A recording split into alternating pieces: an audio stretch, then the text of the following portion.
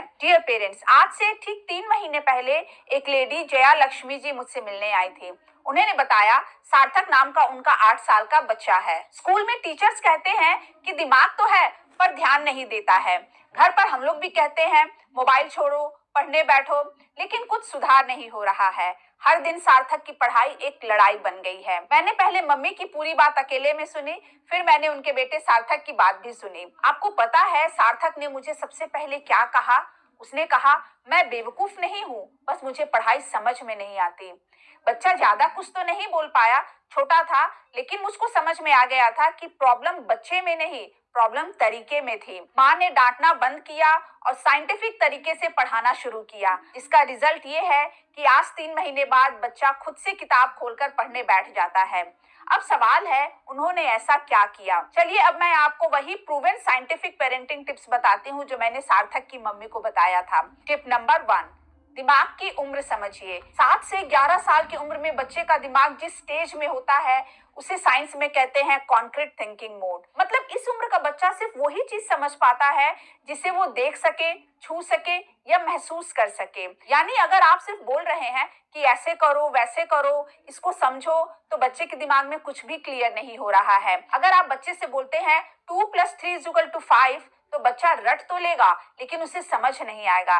लेकिन अगर आप उसके सामने 2 सिक्के और 3 सिक्के रख दे और उससे खुद गिनवाएं तो उसका दिमाग कॉन्सेप्ट को समझ जाएगा। इसे ही कहते हैं कॉन्क्रीट लर्निंग।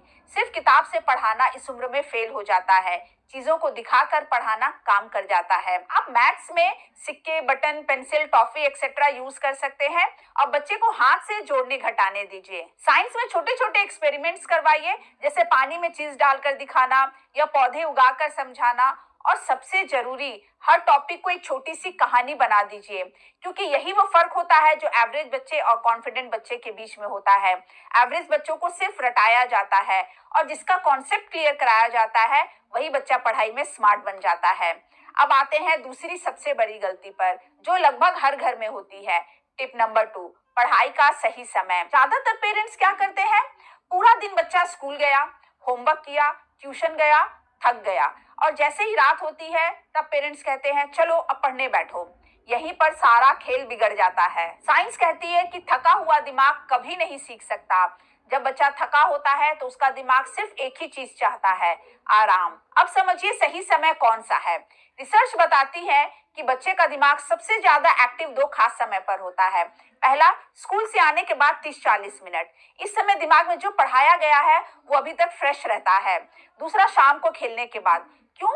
क्योंकि खेलने के बाद बच्चे के दिमाग में ऑक्सीजन बढ़ती है और कंसंट्रेशन अपने आप अच्छा होने लगता है। लेकिन मेरा पर्सनली ये मानना है कि स्कूल से आने के बाद बच्चे को तुरंत पढ़ाई की नहीं बल्कि आपके इमोशनल सपोर्ट की जरूरत होती है, क्योंकि एज अ पेरेंट आपका काम सिर्फ उसकी पढ़ाई को इम्प्रूव करना नहीं है बल्कि उसके इमोशंस को भी बैलेंस करना है। इसलिए थोड़ा गैप लेकर ही पढ़ाएं और शाम को 6 बजे तक जब बच्चा खेल कूद कर घर वापस आता है तब उसको पढ़ने के लिए बैठाइए। एक और बहुत जरूरी बात, 2 या 3 घंटे लगातार बैठाकर पढ़ाना बच्चे के लिए टॉर्चर बन जाता है। और अगर डर से बच्चा 2-3 घंटे बैठा भी है बुक्स के साथ तो भी उसका दिमाग चीजों को एब्जॉर्ब नहीं कर पाता। लेकिन अगर आप कहेंगे कि सिर्फ 20 मिनट पढ़ेंगे, उसके बाद ब्रेक लेंगे, तो बच्चे का दिमाग डरता नहीं है। इसलिए बच्चे को हमेशा ब्रेक ले लेकर पढ़ाइए। याद रखिए, कम टाइम प्लस सही टाइम = ज्यादा सीखना। Number 3, fixed home routine. देखिए, बच्चों को हर समय मोटिवेशन देने की जरूरत नहीं होती है, उन्हें सबसे ज्यादा जरूरत होती है रूटीन की। बच्चे हो या बड़े हो, सबको एक अच्छे रूटीन की जरूरत होती है सफल होने के लिए। फिर भी पता नहीं लोग बच्चों की डेली रूटीन को इतना सीरियस क्यों नहीं लेते हैं। साइंस कहती है जब बच्चे की डेली रूटीन फिक्स होती है तो उसका दिमाग ऑटो पायलट मोड में चला जाता है। यानी बच्चे को बार बार बोलना नहीं पड़ता, पढ़ लो, होमवर्क कर लो, मोबाइल बंद करो। स्कूल से आकर 1 घंटा फ्री प्ले, 30-40 मिनट पढ़ाई, फिर 30 मिनट का स्क्रीन टाइम, रात को सोने से पहले कहानी या बात करना। इस तरह जब खाने का, खेलने का, टीवी, मोबाइल का और पढ़ने का समय फिक्स होता है तो पेरेंट्स और बच्चों के बीच की बहस अपने आप खत्म हो जाती है। याद रखिए, रूटीन बच्चों को सिर्फ डिसिप्लिन नहीं बनाता, रूटीन बच्चों को रिलैक्स्ड और रिस्पॉन्सिबल भी बनाता है। Tip number 4, mobile addiction control. आज के समय में बच्चों की पढ़ाई में सबसे बड़ा डिस्ट्रैक्शन, सबसे बड़ा विलेन है मोबाइल। इसको कंट्रोल करना बहुत जरूरी है। सबसे बड़ी गलती क्या होती है जानते हैं? गुस्से में अचानक बच्चे से मोबाइल छीन लेना। जब हम ऐसा करते हैं तो बच्चा ये सीखता है कि मोबाइल मेरी खुशी है और मम्मी पापा मुझसे मेरी खुशी छीन रहे हैं। इससे एडिक्शन कम नहीं होता बल्कि और गहरा होता चला जाता है। सबसे पहले स्क्रीन टाइम पहले से तय कर लीजिए और बच्चे को साफ साफ बता दीजिए इतने मिनट के लिए ही मोबाइल मिलेगा बस। दूसरा स्टेप, टाइमर लगाइए। बच्चे को भी दिखाइए कि टाइमर चल रहा है। जैसे ही टाइमर खत्म, मोबाइल अपने आप बंद। दोस्तों, अगर आप डिटेल में जानना चाहते हैं कि बच्चों में मोबाइल की आदत को कैसे कम करें, उनका अब चलिए देखते हैं टिप नंबर 5। शब्द बदलो, बच्चा बदलेगा। सबसे ज्यादा पावरफुल एंड सेंसिटिव बात को समझिए। हम जो शब्द बच्चों से बोलते हैं वही शब्द धीरे धीरे उनकी आवाज बन जाती है। अगर रोज रोज बच्चा सुनता है तू नालायक है, तेरे बस का कुछ भी नहीं है, देख वो कितना अच्छा है, तो बच्चा अंदर से मान लेता है शायद मैं सच में ऐसा ही हूँ, और फिर वो कोशिश करना धीरे धीरे छोड़ देता है। लेकिन अब जरा दूसरा तरीका भी देखिए।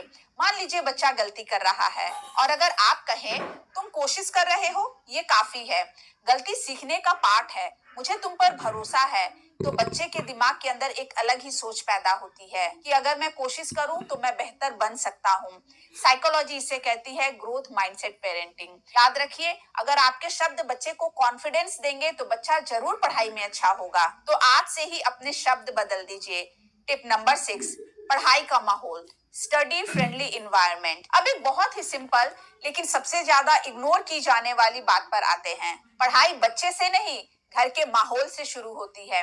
अगर घर में टीवी तेज चल रहा है, मोबाइल हर समय हाथ में है और डांट फटकार का माहौल है, तो आप चाहे कितनी भी कोशिश कर लीजिए, कितना भी कह लीजिए कि पढ़ाई पर ध्यान दो, बच्चा नहीं पढ़ेगा, क्योंकि बच्चे का दिमाग शोर और डर में फोकस नहीं कर पाता है। अब सवाल है पेरेंट्स क्या करें। सबसे पहले घर में एक शांत स्टडी कॉर्नर बनाइए। कोई बहुत बड़ा रूम नहीं चाहिए, बस एक छोटा सा कॉर्नर जहां टीवी की आवाज ना आए और मोबाइल भी दूर रहे। और वो जगह बच्चे की पढ़ाई के लिए फिक्स होना चाहिए, यानी बच्चा हमेशा उसी जगह पर बैठकर पढ़े।